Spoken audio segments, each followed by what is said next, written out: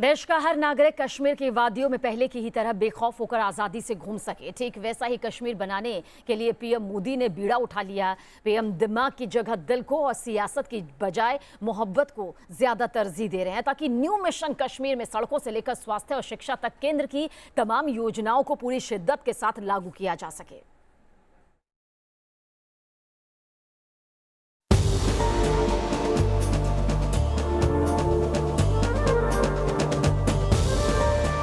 कश्मीर की वादियों में बदलते मौसम के साथ सियासी बयार भी बहने लगी है। डल झील की बर्फ पिघल चुकी है और अब सर्वदलीय बैठक के बाद राजनीतिक बर्फ पिघलने का सिलसिला भी शुरू हो चुका है।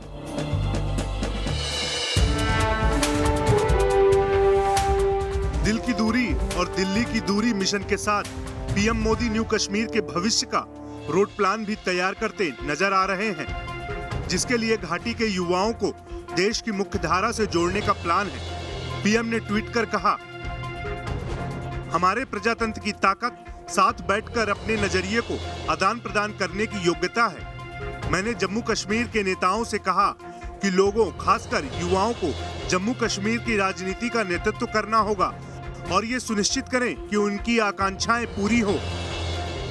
युवाओं को राजनीतिक नेतृत्व करने पर जोर देने के पीछे पीएम का विजन काफी क्लियर है। पहले संघ के प्रचारक और फिर बीजेपी के पदाधिकारी के रूप में पीएम मोदी का जम्मू कश्मीर से गहरा नाता रहा है।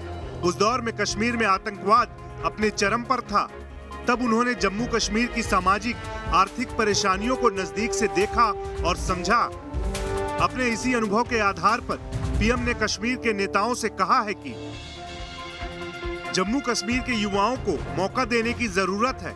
जम्मू कश्मीर की युवा पीढ़ी की सुरक्षा हम सबका दायित्व है। राजनीतिक मतभेद अपनी जगह है, लेकिन सभी पार्टियों को देश हित में काम करना चाहिए।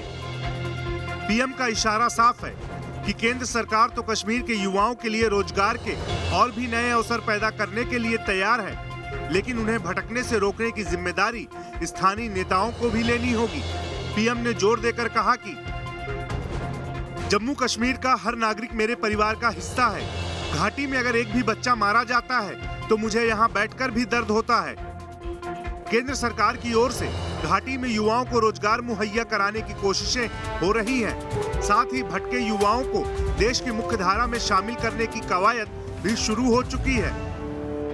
कश्मीर में आज हालात पहले से काफी बेहतर हो चुके हैं। पर्यटन उद्योग पटरी पर लौट रहा है, जिससे स्थानीय कारीगर, टैक्सी ड्राइवर और होटल कारोबारियों के सुनहरे दिन वापस लौटने की शुरुआत हो चुकी है। केंद्र सरकार ने कश्मीर की कला को दोबारा जिंदा करने की कोशिश शुरू कर दी है। खासतौर से कश्मीर के हस्तकरघा और हस्तशिल्प पे खास ध्यान दिया जा रहा है। कश्मीरी शिल्प को बढ़ावा देने के लिए जीआई टैगिंग पर काम चल रहा है। साथ ही जम्मू कश्मीर के हथकरघा और हस्तशिल्प उत्पादों को ऑनलाइन भी प्रमोट किया जा रहा है। किसी भी देश की तरक्की का सबसे बड़ा हथियार है उसकी शिक्षा। इस पर मोदी सरकार जोर दे रही है। प्रदेश के युवाओं को एक्सपोजर बढ़ाने की मुहिम शुरू हो चुकी है। यहाँ हर पंचायत स्तर पर यूथ क्लब स्थापित करने की योजना है, जहां उन्हें रोजगार से जुड़ा जरूरी मार्गदर्शन मिलेगा। साथ ही आत्मनिर्भर बनने के तरीके भी बताए जाएंगे। सरकार इस पर 12 करोड़ रुपए खर्च कर क्लब की स्थापना करेगी, जहां उन्हें सिविल सेवा और दूसरी प्रतियोगी परीक्षाओं के लिए कोचिंग दी जाएगी।